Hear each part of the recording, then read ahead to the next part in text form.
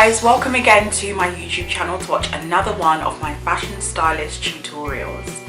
Now guys, before I get started, do not forget to like this video if you did enjoy it.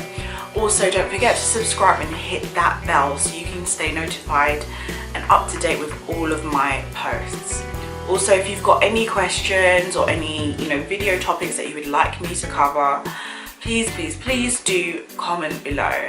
And also, as I always say, do not forget to share my content. If you find something helpful, please pass it on and share, just so I can help another person. Now, the video that I'm about to cover is a very important topic for me to cover, for all of you guys to understand as freelancers or freelancing fashion stylists. It's really important that I approach this carefully, so this is why it's taken me a little bit of a time to be able to create this video, but I really hope that it does help you. Now, I think it's really important to kind of talk about like some misconceptions and stuff like that when it comes to styling. When money comes about, I first feel like a lot of people feel that they don't need stylists. So obviously having a budget in terms of that to pay for a stylist, I found even in my own experience, sometimes it takes convincing to a client that they actually need a stylist. You'll find a lot of hairstylists or a lot of beauty shoots nowadays, they kind of just literally get on with it and do it, and no offense, the accessories are either overdone or the styling isn't quite put together.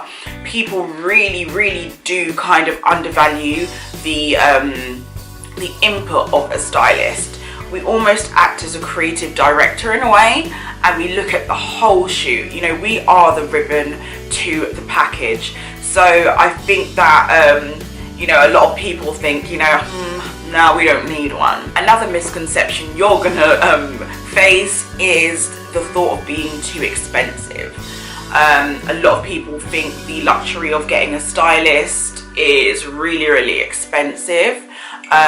Again, that's dependent on what level and what brands you're working with, and that also depends on you as a person, working out budgets according to your clients. I really don't believe this. And so another misconception that you're going to face as a stylist is that we are all rich. Honey, if I'm going to tell you one thing, do not let social media fool you. I give a big round of applause to those who are earning their mullah. I am still grinding, I am still working hard, and you guys have got to understand that it is a working progress. Listen, socialites are not always rich. They just feel like you should vomit Louboutins and Balmain. Another misconception that I do find, specifically when I've had interns, they go into it thinking that it's a dream job. Now let's get this right. If you enjoy doing styling, it is your dream job. I feel like as long as it is a job that you are completely in love with, it is a dream job. But at the end of the day, styling is hard. It is a real job. It's not just this fantasy land. It's not just all glamour. It is an actual real job. Whether it's researching brands, researching clothing, researching colors, researching the questions that haven't been answered or cannot be answered. Oh God, we have to travel everywhere. We have to pick up things from different PRs. We have to literally either post things back, or we have to make sure it's returned after we've pulled it. We've got to make sure that the samples are in fit condition to go back, otherwise if something gets broken, we have to pay for it. Oh my God, you guys, it's not just something you walk into. It is a full-on job where you really do dedicate time. And I think that's another thing where people think they don't need one. The misconception that it's not really a necessity, when really and truly we put so much into our job. You know, I've even kind of bucked heads with clients before because I just feel like they don't even take the job seriously. They just feel like I pull the clothes out of my bum and just throw it on set, not knowing the work that comes before and that has to come right after. Listen, when it comes to finances as a stylist, there's one thing that I really want to stick with you. A lot of the time you are paid according to your experience. I'm sorry, it's not like most employed jobs. Most employed jobs, you have a set salary and that is it. Come rain or sunshine, you are getting paid that. With styling, it's a lot different. I think with any creative job, it is really different. You have to start from somewhere. And a lot of the time, you're going to find that it's not necessarily the people who are the best who are going to get those great jobs or who are going to get paid. It is a people job, you know, who you know. It is about word of mouth. I really want to give a disclaimer, guys. This is my opinion. This is what I picked up. Again, this is not set in stone. I really want you guys to also do your own research. Like I usually do, I'm giving you the best of my knowledge and trying to be as honest with you as possible. So let's move on to how much do stylists get paid. There are fashion stylists and there are personal stylists. Both can get paid a rate per day or per hour. I must admit, mainly for personal styling, you will get paid mainly per hour. And when it comes to fashion styling, you kind of give the rate, like you would say my day rate is blah blah blah. I specialise in fashion styling, and because of my knowledge in fashion styling, I'm going to kind of outline, you know, how much fashion stylists get paid. So in my opinion, there are 3 levels to a fashion stylist career. You start off at level 1, which is internship. Now with an internship, in all honesty, I've experienced it myself, you will probably get paid 0. On some internships, you will at least get travel expenses covered, but that tends to kind of be with companies. When it comes to someone who is freelance and they are kind of testing the water and allowing you to kind of get in on the job, you know, you're starting out and you just need that basic experience, it usually is 0, or you may get your travel expenses covered. Now, as an intern, I would advise you to have some financial income or some financial support. Most interns do tend to do it when they are younger, when they're living at home. I was lucky enough to have my mum as a really big support for me when I started interning. I was also living with my mum at that time. So, you know, a lot of stuff she was able to support me with, which was, yeah, it was so helpful. You've got to remember, as an intern, that is basically where you are learning the majority of the job. I guarantee you, if my internships weren't like they were, if I was not literally going around to all these showrooms, learning how to cold call people, learning how to pull, learning how to email, push for lookbooks and kind of sending it to the person I was interning with at that time, if I didn't learn those basics, if I was always pushing to be on set, I would not have learned that. So please do not take it lightly, or don't feel kind of pushed back or held back if you're being told to intern. Intern, guys, it's so important. And then we'll move up to level 2, which is mainly the assistant role. So with the assistant role, you have obviously mastered the internship role. I find that when you are interning with someone, it's more likely, if you're interning with that one stylist for a while, they'll move you up to the assistant role. Rarely do I find that you'll have stylists who are willing just to take on an assistant. I feel that the assistant role has to be someone that you really know. For me, I feel like an assistant role is very personal, and I feel like I'm not doing you service if I just take you on as assistant, take you on set with me, which is basically 5 to 10% of the job role, and you're not doing any of the internship roles, what are you learning? In my opinion, nothing. You know, again, with the internship, I always make sure that my interns are liaising with brands, and that is you building your own network. With that internship, it is your job then to just go in, say hi to everybody, network, talk about what you do and stuff like that, and there you can create something for yourself. With assistant roles, again, it can start off with just travel being covered, because again, you are getting great experience being on set and seeing obviously what happens on shoot days, production days, or whatever it is. But I find that most assistant roles, it can go from £50 per day all the way up to £150 per day. Again, that depends on your relationship with the stylist, how long you've been working, you know, what sort of jobs are they leaving you on the job yourself, you know, are they trusting you with the job?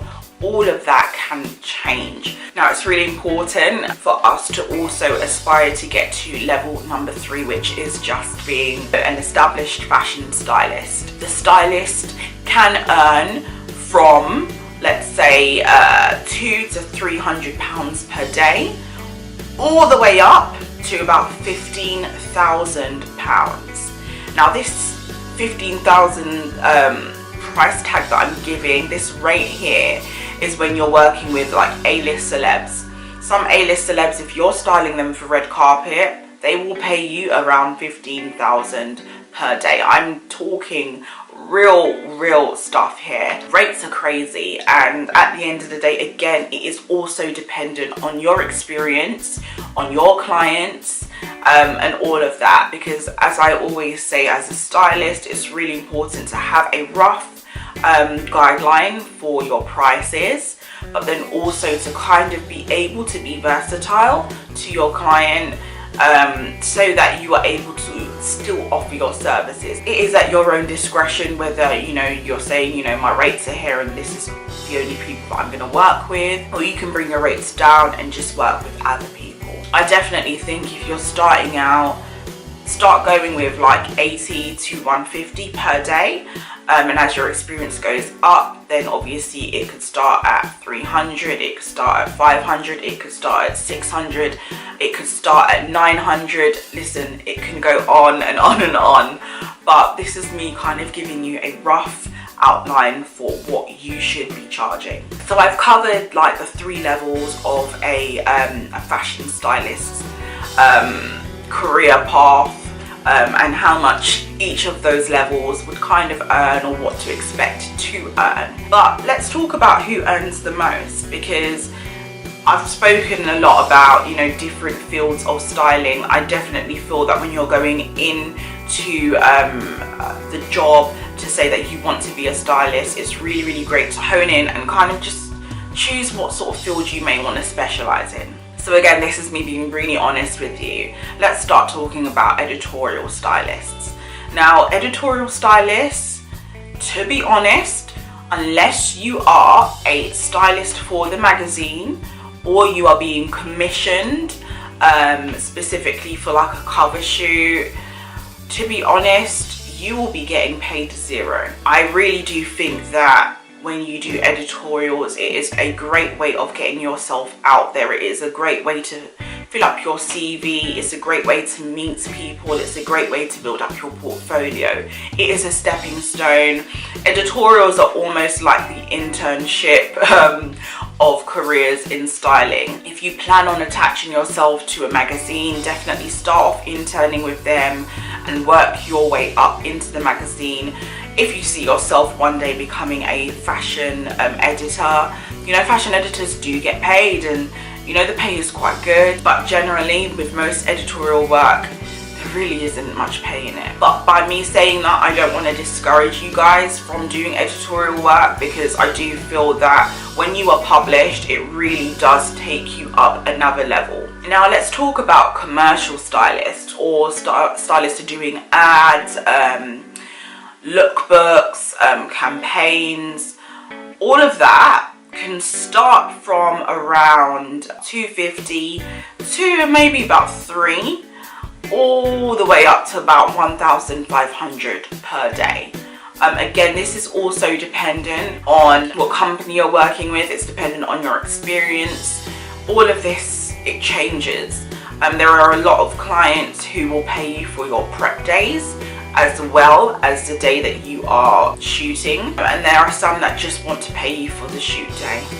It all changes, but those are the price ranges that you're probably looking at. Then we kind of move on from like the whole commercial thing to celeb styling.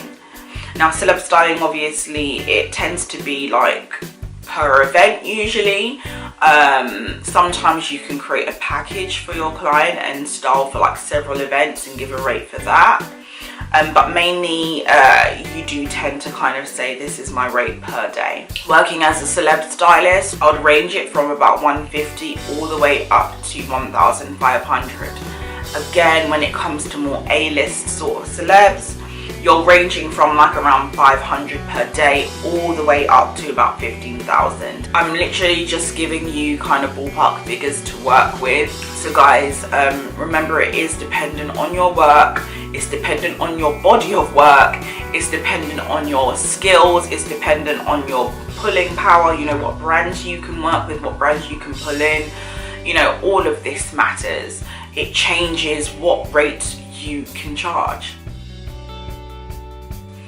One tip that I do want to share with you guys, which is really, really important, I think, as a freelancer, is to do what I call the money dance. Now, the money dance is where you ask the client their budget first. Now, it's really important. I think most people kind of know what they really want to work with. It's really important to kind of see where they are at and to see what sort of money they are looking to spend. It's really important to sometimes, when you are doing the money dance, especially when you've got a client who's really not sure, it's really important to sometimes ask a little bit higher, so that if that price battle comes a little bit down, at least you will get what your rate is. Also, it's important to not take advantage out of the money dance. It's really obvious if you're coming really, really high and then you're battling it really, really low. It's clear that you're just kind of pushing your luck. You don't want to push your luck too much as well, because it will just make the client say, you know, no. It's really important that when you are doing the money dance to also get as much covered as possible. So think about things like clothing budget, think about things like your travel, all of that. So when you're thinking about rates, just make sure that you are going to actually not be in any loss. Also remember that for different clients, it's going to be different budgets. So this is why I really, really do love the money dance. Although I do have my own personal price list, I make sure that the money dance is always a conversation so that I can do the best for my personal client. Also, if you have the experience, do not undersell yourself. Do not take the mick with your client, but also don't undersell yourself. I find that a lot of even my own stylist friends, and I've done it before, sometimes we really do kind of undersell ourselves so that we don't lose the client. But then in the end, it's kind of just come back on me where I just feel like I should have just went with what I normally charge, because now I feel like I'm at a loss. So although I do not specialize for personal stylists, I do want to kind of give you some tips. It's really important for you to kind of test out your skills. So where you are kind of building your business, kind of try it out with like family and friends, and make sure like you take like photos, you get, you know, some nice shots done, some before and afters, and also build up some testimonials so that you can kind of collect that together, so that can really help create a good body of work for you. I know that a lot of personal stylists, based on their skills, the lower end, they are probably charging between like £50 to £75 per hour. And then we've got some of the more experienced personal stylists that work with really, really, you know, big brands. And they are charging maybe about £350 to about £400, £450 per hour. So those are the rates that you can be looking at. So now let's move on to clothing budgets. What are they?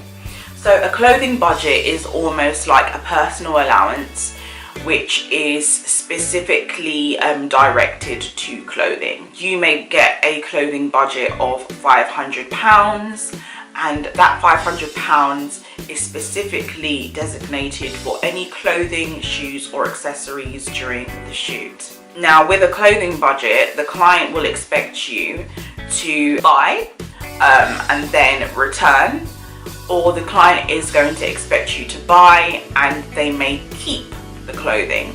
And I find that a lot of production companies, especially those who are filming, they tend to kind of want the pieces kept just in case they need to refilm anything. They don't want the hassle of trying to find the clothing again, so they do kind of keep the clothing for that. If the clothing budget doesn't come from your client, it's got to come from you.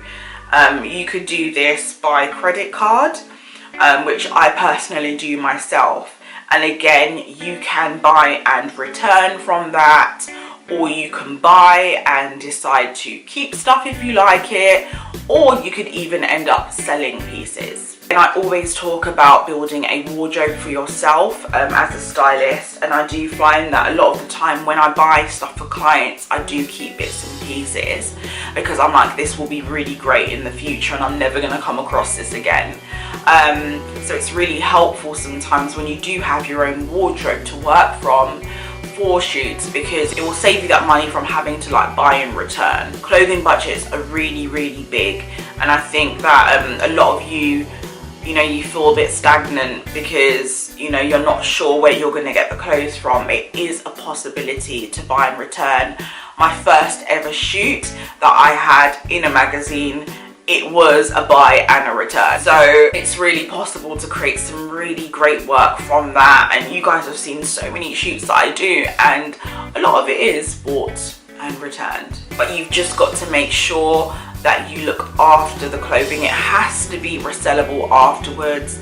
So make sure that you are, being careful during the shoot or with your client. If something is non-refundable, kind of have that in your mind as well when it comes to budgets and what you were being paid.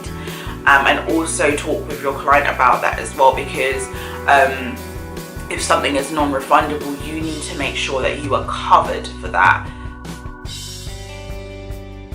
So let's talk a little bit about tax returns and paperwork. Now, if you are self-employed, the start of the year isn't the 1st of January for you. The start of the year actually is the 6th of April and it ends the 5th of April the following year.